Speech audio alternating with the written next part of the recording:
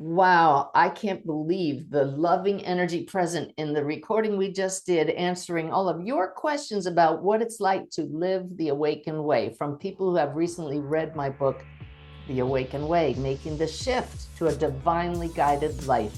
Enjoy the questions fielded and asked by my wonderful friend Valerie, who clearly is walking the talk. And it's just a beautiful time together that I know will provide insights and guidance to you to help you find peace and love in your life as well. Enjoy.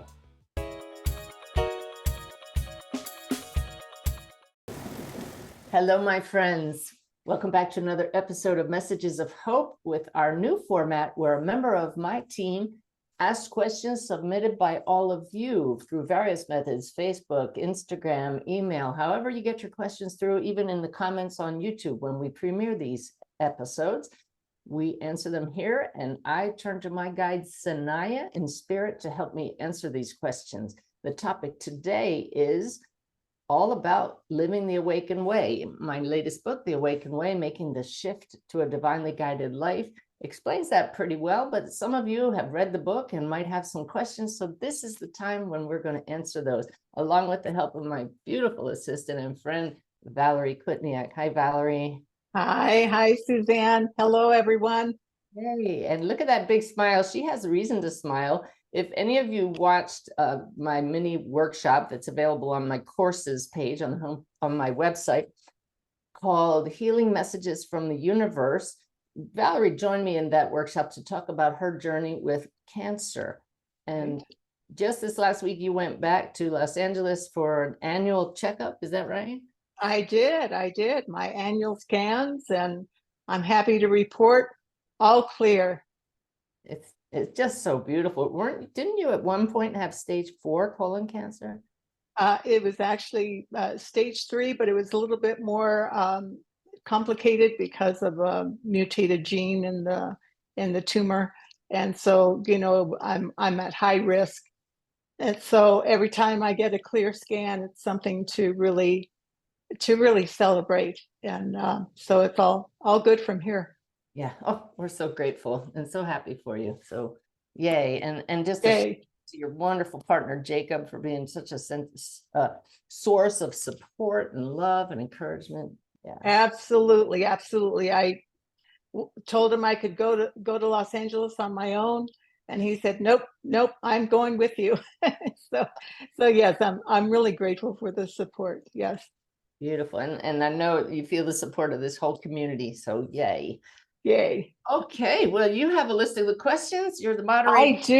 I do. And I'm just looking forward. I'm looking forward, as well as everybody else, to hearing the answers from Sanaya. Great. So let's get started. So from Carrie, she says, thank you for all you do. My question is this. I feel a little conflicted as I go regularly to church, but spirituality is conflicting to religion. However, you talk about speaking to Jesus. Who is Jesus to you? Oh, what a great question. I was raised with no religion. My parents were actually kind of anti-religious. I never knew why, because it was just something we didn't talk about. And so when my mother mentioned Jesus, it was usually in some kind of a curse, which is, for most of us, a terrible thing. So imagine my surprise when I asked to feel the presence of Jesus in one of my meditations and was just about bowled over by the love that I felt. There's a video on my YouTube channel called The Miracle of Christ Consciousness, which talks about the evidence that he gave when he came to me that first time that left no doubt in my mind. As it unfolded several days later, the evidence coming back to show me that was him. And he came to me without any dogma, just such a loving being, and as a teacher, and as I hear right now, as my friend, which for those who were taught to put him on a pedestal is what he said to me, the last thing he wants. He wants all of us to see ourselves in him and himself in us.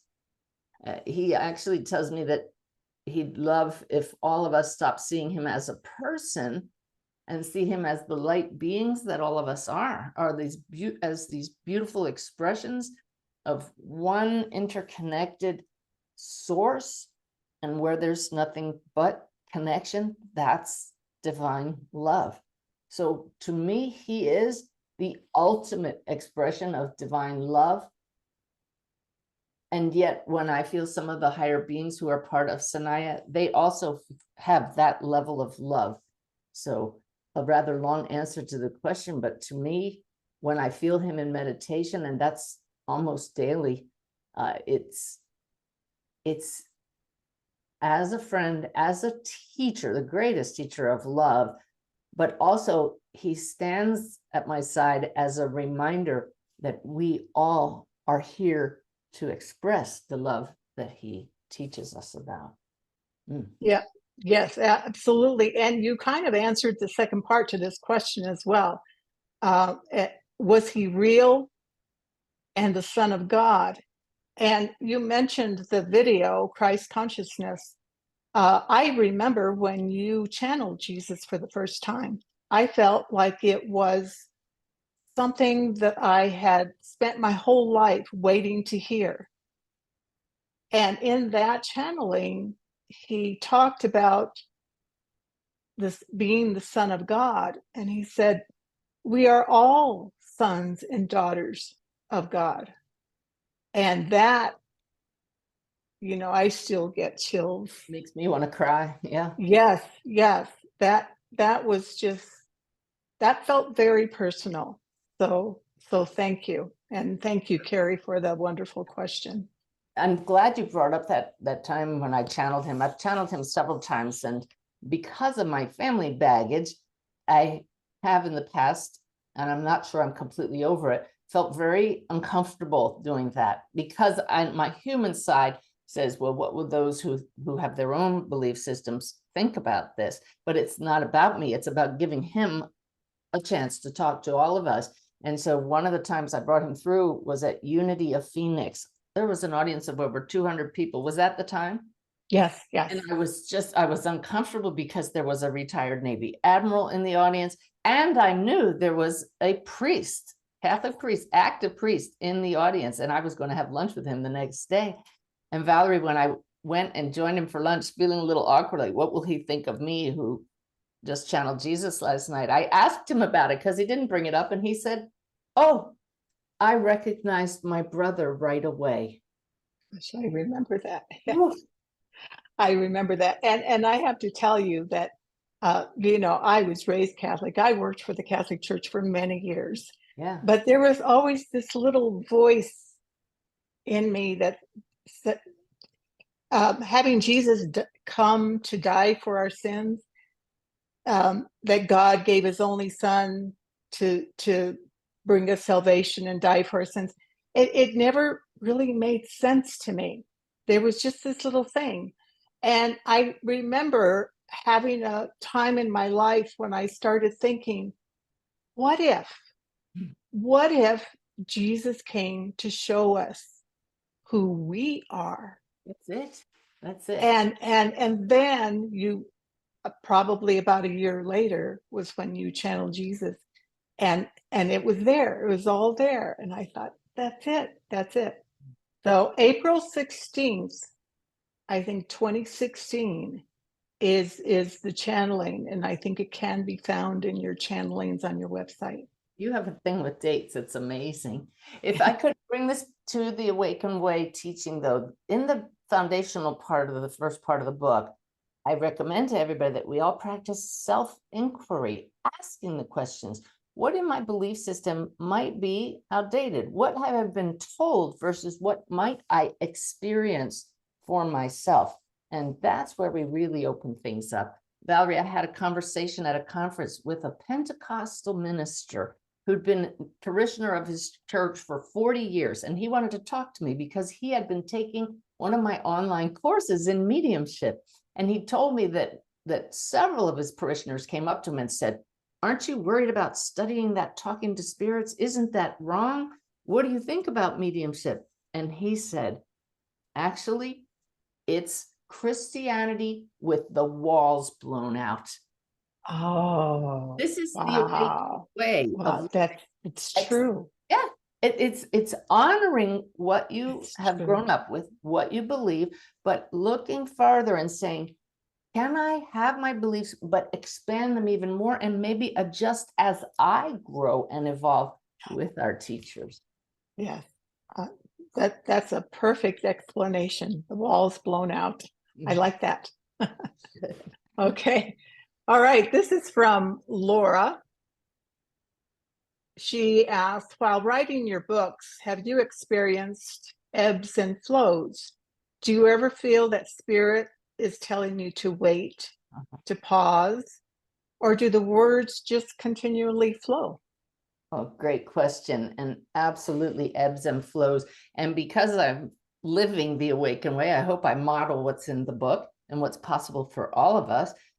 I notice when it's not flowing. In fact, on the Awakened Way app today's message was about flowing and pausing when you're kind of rigid in your routines. And my routine, asked my husband, was if I'm going to finish this book, I'm going to sit down and write 1 hour a day. And I would sit and turn off the phone and set aside distractions. But Valerie, sometimes it just wasn't flowing. And so maybe I would go and just look at the outline or do something related, a related task to organizing everything. But if the flow wasn't there, I would just stop, because absolutely so much of that was channeled, but not directly, like when I go into an expanded state and channel Sanaya. It was a cooperative flowing of insights and how to have the words come out. And that's how all of us can do everything in our life. When it's not flowing, just move on to something else and come back to when it does. That's really good to know. I think everybody just sees you as somebody that it's always flowing, but to know that you do recognize when it's not, and then you pause and then just look for something else, or yeah, that's really good to know. Thanks. Okay, this is from Sandy. What is the best way to read the book? All the way through, then go back and do the exercises, or stop after each exercise and practice? What I'm seeing from Sanaya as you ask that question is the spiral like this. I just taught my personal mediumship plus class in person last weekend, and I apologize to the group because in the past I was very linear. There was a beginning and middle and an end to all teaching, but I've actually thrown out the syllabus. I have a list of the topics I know Sanaya wants me to get to, a list of the exercises, just like the book. And I just would tune in, and Sanaya knew what this particular group needed. They always do. Your guides always know what you need in any one moment. And so we would come back around to certain things, then we would touch new things. And that's the best way to do this book. If you're guided to read straight through, do that. But if suddenly you get a nudge from inside to jump to the back and see if there's a related exercise, then do that. It's all a practice in flow. So yeah. That's why I didn't write it with information followed by an exercise, because then people would be very linear. This way, it's kind of like a menu. Here's your foundations, like the appetizers, the main course, and then here's the dessert, the exercises. So you can do it however you're guided, and that helps you start living the awakened. It's really how we approach life, in the awakened way. Yes. Okay. All right. Here we have from Sharon. I would like to know why we are here and why do we choose to reincarnate? We are here to learn, I get that. But at the end of that line, what was the actual purpose of all of that? When my soul is done, will it be worth it? Life is hard. No, it can be very hard, especially when we don't realize why we're here and who we are. And that's what the book reminds us of. And it's not just the information in the book, it's doing the practices so you have the personal experience of being a soul in a human body.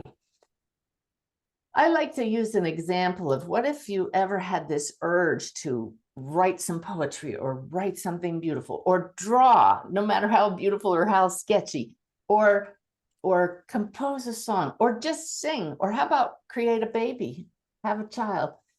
That urge to express something beautiful is innately within all of us because we're souls. That urge to create a life and have an experience in a human form comes from the soul, which comes from source, God, spirit. And so we are here to experience life, which when you read the book, you understand is an acronym for love in full expression. And the challenge is that we have this belief system, our BS, that we are endowed by certain unalienable rights to happiness. And we are, but we also are here to experience, like I said, the fullness of life, which includes the positive and the not so positive, the good and the not so good. I no longer call it negative or bad because we automatically have learned to push negativity and badness away. And then we're not experiencing the fullness of life. Oh boy, I spent a lot of years sedating those less than positive feelings with. Me too. Yeah. Yes. And so now that I'm acknowledging, ooh, I don't like the way this feels. This is not pleasant.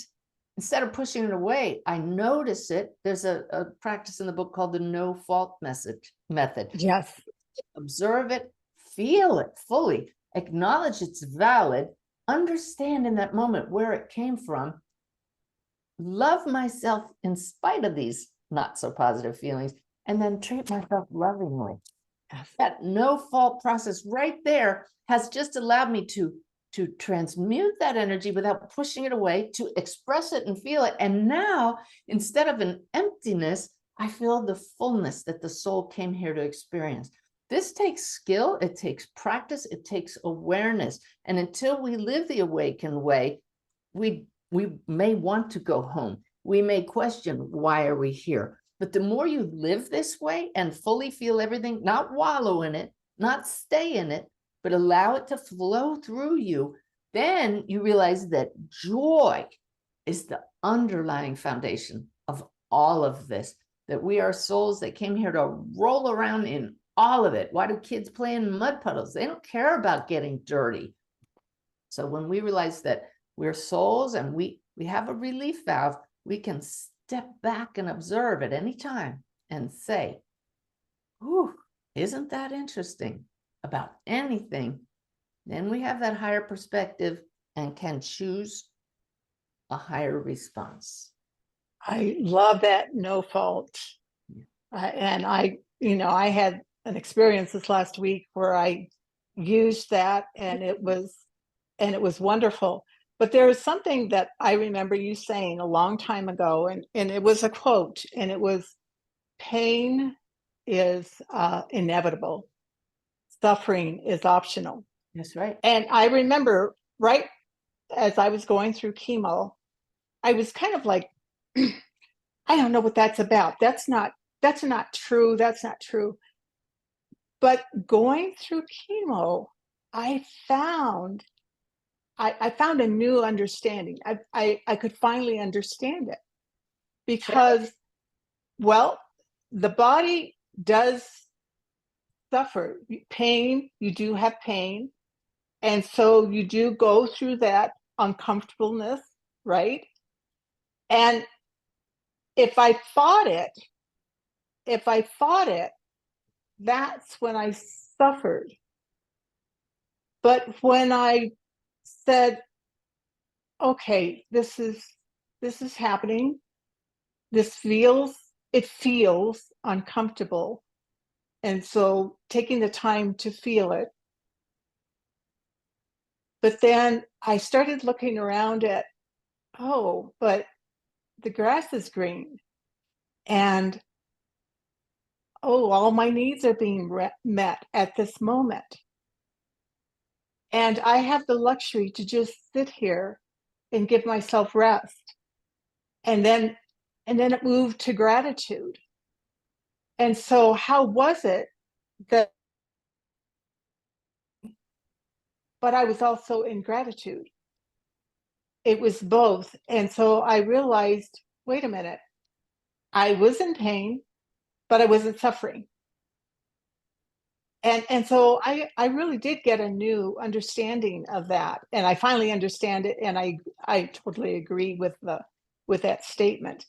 But your no fault, the acronym no fault towards the end of the book is so wonderful, because I too, hid away everything that was uncomfortable or bad. If I felt angry or if I felt sad, I would either just kind of stuff it or maybe blame it on something else.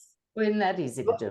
Yes, but this last week I was able to feel what I was feeling. What does that feel like to feel angry, or what does it feel like to feel shame or to feel guilty? And then just ask myself, what does that feel like? And then feel it and acknowledge it, and then add some love and understanding.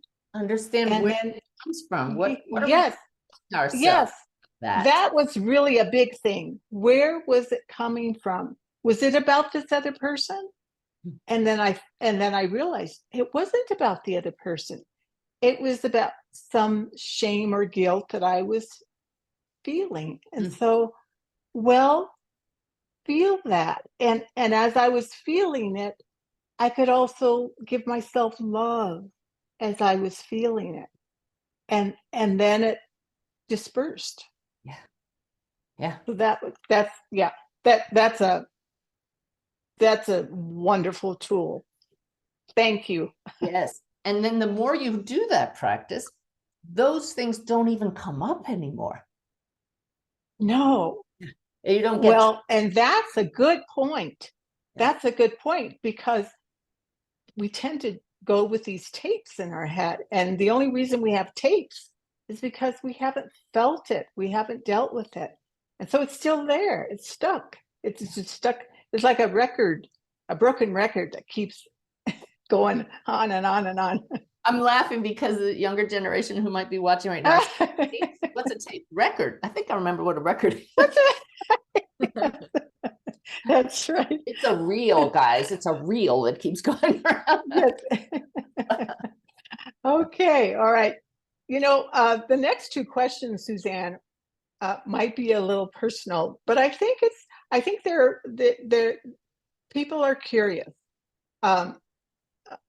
Rita is curious about Susan. She would like to know, I've always wondered about Susan's life. How long were you her stepmom? And what sort of person was she? Susan is my stepdaughter, who was a sergeant in the Marines, who was struck and killed by lightning in 2006. And that's what started me on this path. That her death, which devastated our family, was my wake-up call.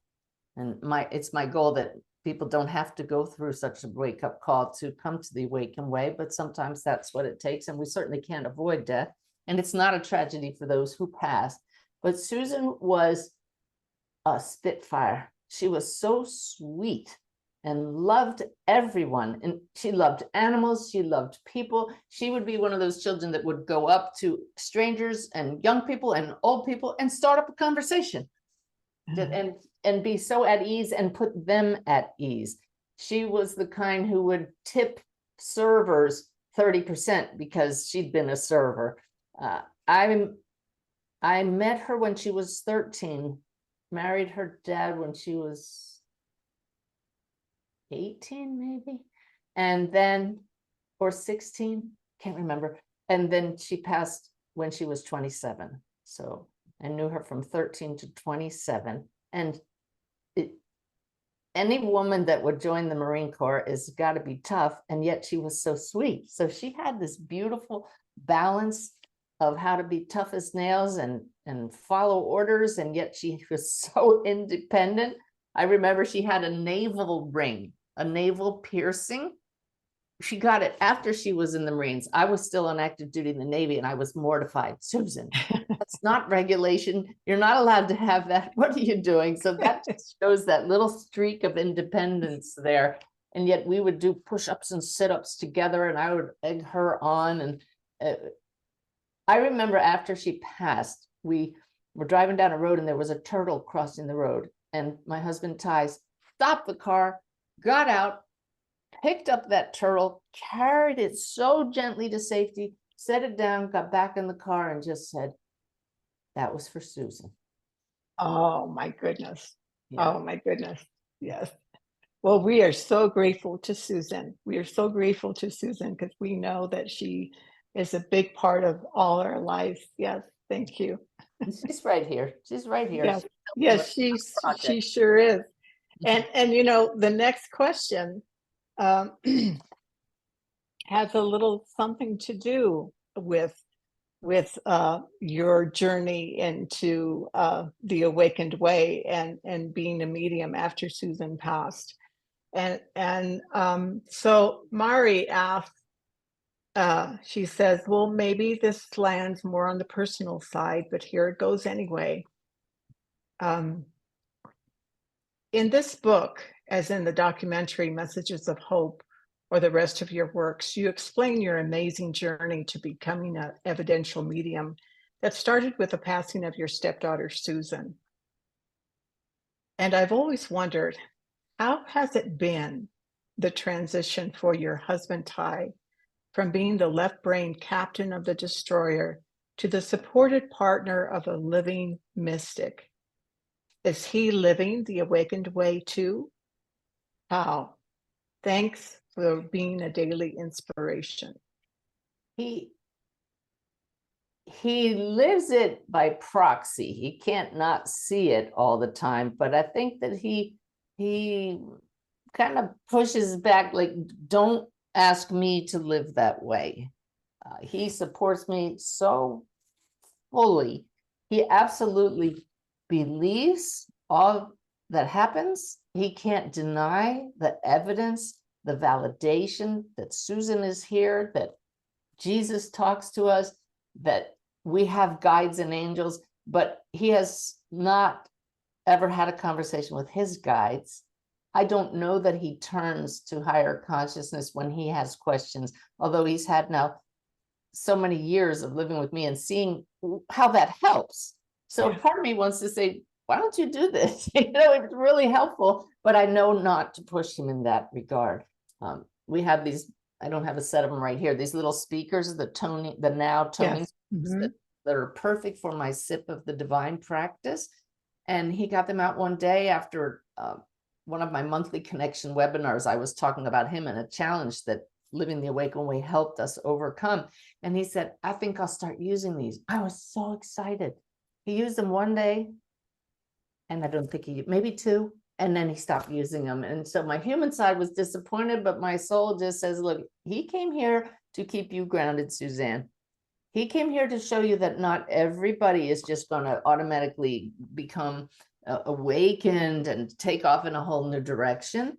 And yet he's so loving, and he, in his own way, he absolutely gets all of this. And I so honor his efforts to honor my work. He has never said, are you sure you want to do that? Are you really going to sit in front of 200 people and go into an expanded state of consciousness and channel people? He's never questioned it, never tried to stop me. In fact, the other day, he sat down with the calendar and said, why don't you do a workshop here, here, and here next year? And I thought, wow, really? Okay. So I will tell you that the one thing that I feel is a challenge is that we do everything together. We're always in the same room in the house, and my work takes me away from him more and more often, and it looks like that may even be increasing. So that I don't like that part of it, and yet he knows how much the Awakened Way of Living is helping people. He gets to go with me on the cruises that we do, you know, and that's really fun. We're doing another cruise to the Caribbean, everybody, next spring. Yes. And we just shared that with a friend who's going to sign up. And he said, yeah, but is Captain Ty going to drive the ship? It's a little bit different from his days of driving Navy destroyers and battleships. Yes, for sure. For sure. Very unexpectedly for him. The two of you, I think it's a real testament, and it's a real, it's a role model for other couples that aren't, you know, on the path exactly in the same way, that there's a deep respect and an acknowledgement of what the other partner does, and 100% support. But you don't have to be exactly in the same place. That's right. And I think not just with couples, but with family members or whomever that you're close to. And I think it's a really good role model for others to see that. And I know that's part of the reason why he doesn't change. I know his soul knows that's his role. I look at you and Jacob, and you shared this beautiful story about how you were not feeling well, and Jacob just took you outside and had you look at the trees and introduce you to each of these different trees. And as I heard that story, and I know how spiritual he is, I was actually envious that you had right there in your house somebody to just talk about these things. But the human envies, the soul just knows it's all fine. And I know that each of our partners serves a purpose for each of us in their own ways, as we do for them. And so it goes back to that gratitude you mentioned, Valerie. We find those things that we're grateful for, and then we find somebody else to be our sounding board for our spiritual side. Exactly. And I want to tell you that your sip of the divine that we did on the Alaskan cruise last August, which I'm sure that will be part of our cruise in September, that Jacob really liked that. And so I said, well, you know, instead of opening up your iPad to the news, maybe that would be a really good thing to do in the morning. He said, yes, I know that I you know, and then he kind of should on himself. He said, yeah, I know I should be doing that every morning. And he came home, and I don't know if he does it. I've never asked him, but it did really, it just made me giggle that he could see, you know, how it would really be a positive thing in his life, but he just didn't have the the discipline, or maybe not just the discipline, but just the I don't know, maybe the desire. But because I go into my room every morning and I meditate. I get up and he puts the coffee on, and then he opens up his iPad to the news, and I go in and meditate. But we're all different, and we all express our souls in different ways. That's it. So I think we just have to go with that and appreciate that in each other. Yeah. And the divine practice is in the book, and it's also on YouTube with the title "No More Meditation Excuses." Yes, and it's a jewel. It's a jewel amongst your jewels. Okay, this is from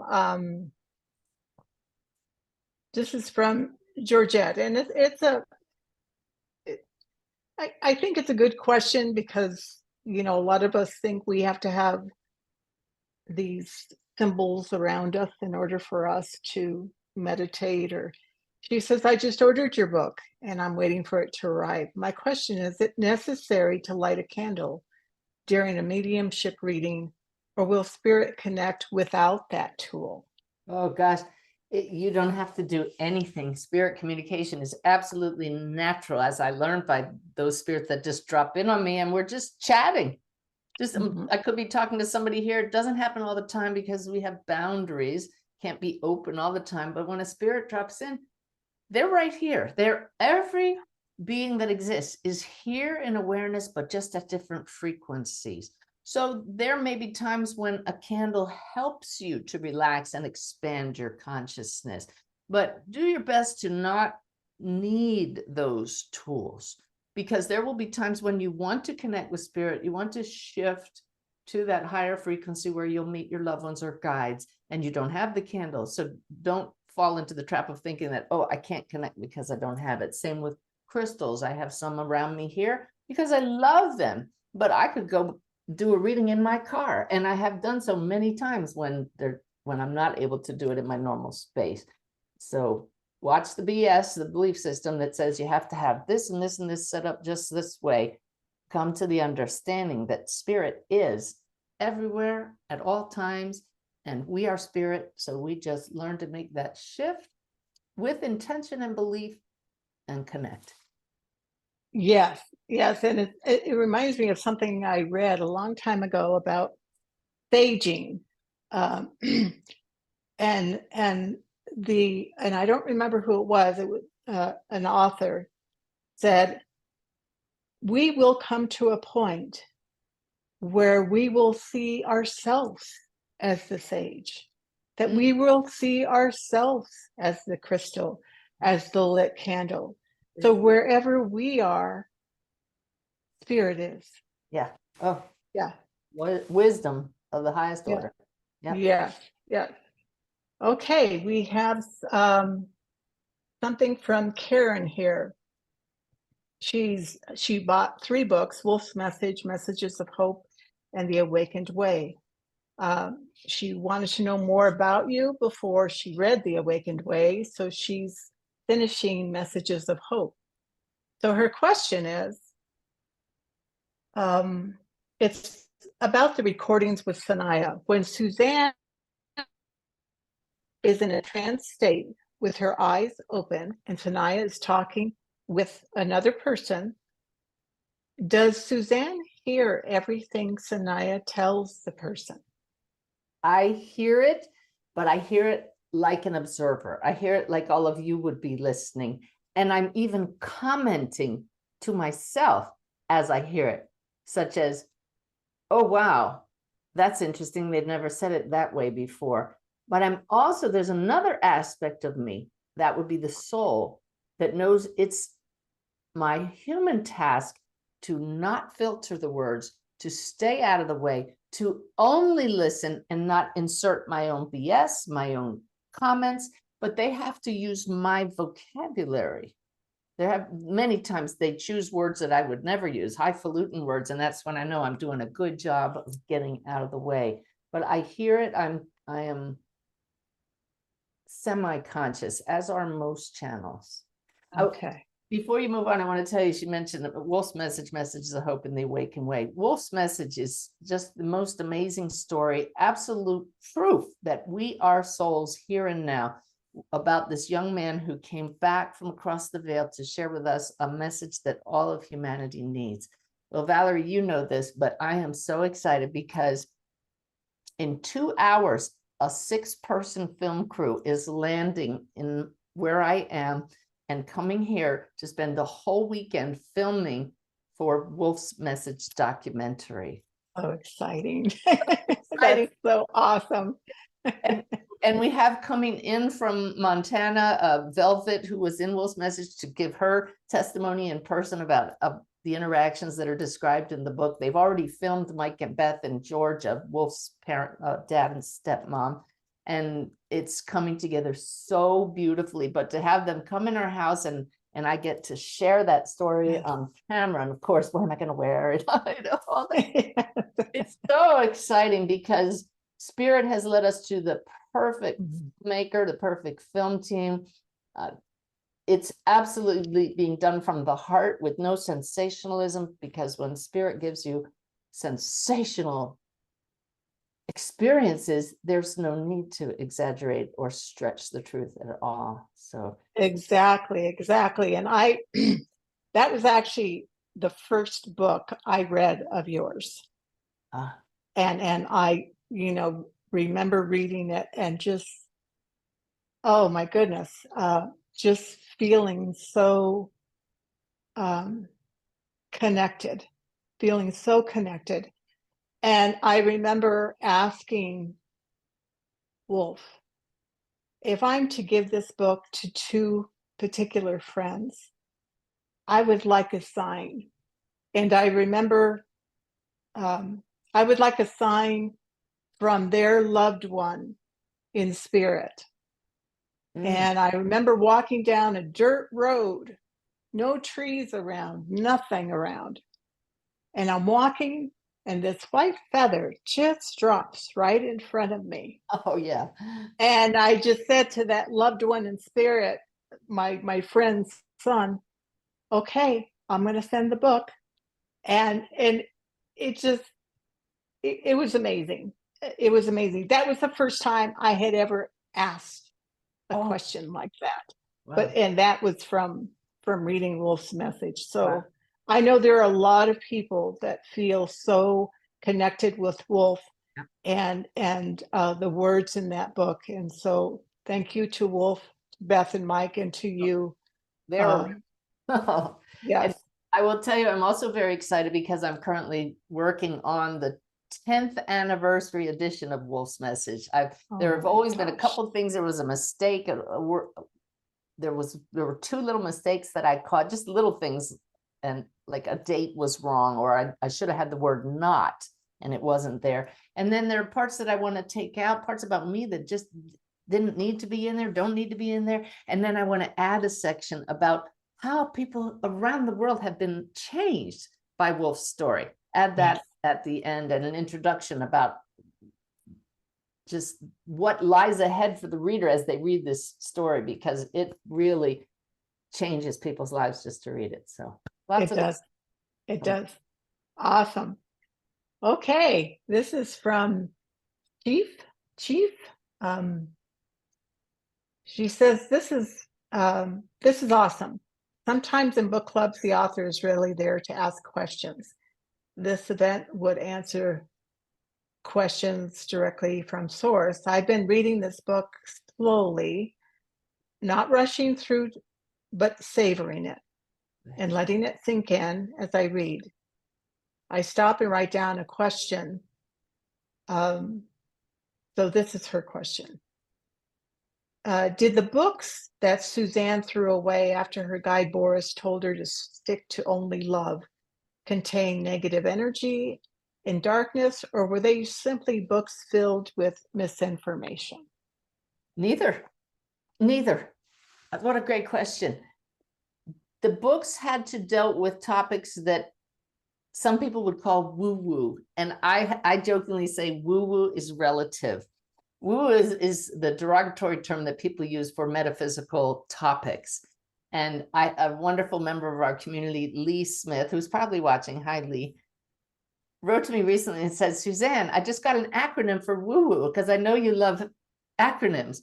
And woo-woo stands for window of opportunity. Window of opportunity. And that's what That's awesome. It gives us this opportunity to look at our BS belief system and say, is that my truth anymore? Do I need to upgrade this? And so these books that my guide said, they're getting a little bit off the track for you. Your track is to attract a more mainstream audience who needs to know there is a better way of going through life, the awakened way, and teach only love. And so the books dealt with topics such as extraterrestrials, channeling from Pleiadians and Arcturians. I love those things. But this was years ago. And since then, I've dabbled in a little bit of that here and there, reading about dolphins and communication with us and ancient aliens and UFOs, all those little rabbit holes that many of us end up going down, because when you buy a certain book, for example, on Amazon, it says, oh, you may like this one. And then you go diving down there. I love that. I tell everybody, explore as you're guided by the soul, and always test it in your heart. Should I keep studying this? Is this my truth right now? Is this helpful and healing on my path? They weren't saying that was wrong. They weren't saying it was negative, just that at that time, at that moment in my journey, I needed to make sure I was focusing on the basics, which in my case were, who are we? Which is direct expressions of source, one with all that is, beautiful souls. Everything that the awakened way of living helps us to know, that we are not only human, that we're part of one big web connecting all that is. So we push out any information, but we just choose a focus until you're ready to choose another focus. That's one of the things I've always loved about what your teachings is that you've always said, you don't tell somebody, yes, this is the right answer. You tell them, take it to your own heart, see how it feels. And we get a lot of emails from people asking, well, what does Suzanne think about this? What does Suzanne think about this? Is this right or is this wrong? And Valerie, and by the I way, is the one that screens the emails. and I tell them exactly what you said, and that is, take it to your own heart, um, and see how. The other thing that I've heard you say that you Valerie, just said, you cut out there. So start with, take it to your own heart. Start there. take it to your own heart. And the other thing that you've always said is, ask the question, is it helpful? Is it helpful? And I think that's the difference between going off in these other tangents, which is fascinating, yes.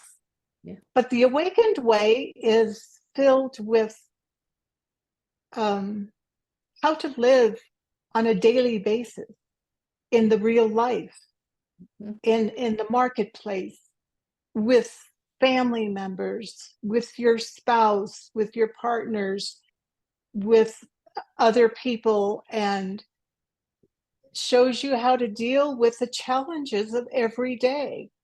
The other things are fascinating, yes, but they don't show me that.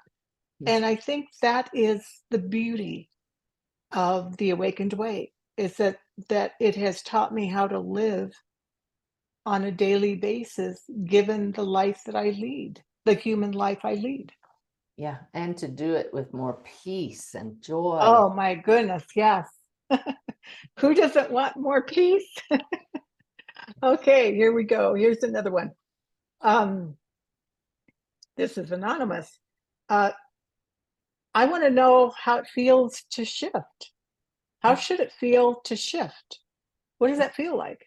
Sometimes, and what the shift is shifting from, I am only able to access what's here objectively in my physical awareness now, to accessing energy information at a different frequency using the soul senses. That's the shift. It's also the shift from, I'm only human, I'm identified with my story, state your name, the Suzanne story, whatever your name is, to I am a limitless soul connected to all that is.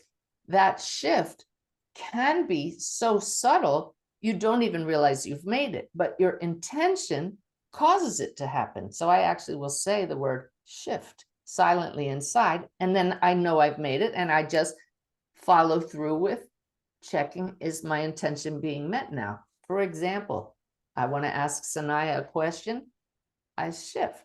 And I can't even do it without doing that little motion with my head, where I look up and to the side. Even though they're everywhere, it gives me a focus. So then I don't feel any different in this moment, because we're already blended and they've been right here. Sometimes, however, like when I channel, I shift, and it's when I invite the guides to fully merge with me, that makes me lightheaded. I feel like I've gone up in an elevator. I feel more expansive. So it depends on what the intention is in doing the shift. When I do a reading and I shift to the astral realm, where the frequency, it's not a place, it's a state of awareness where I can connect with people's loved ones who have passed.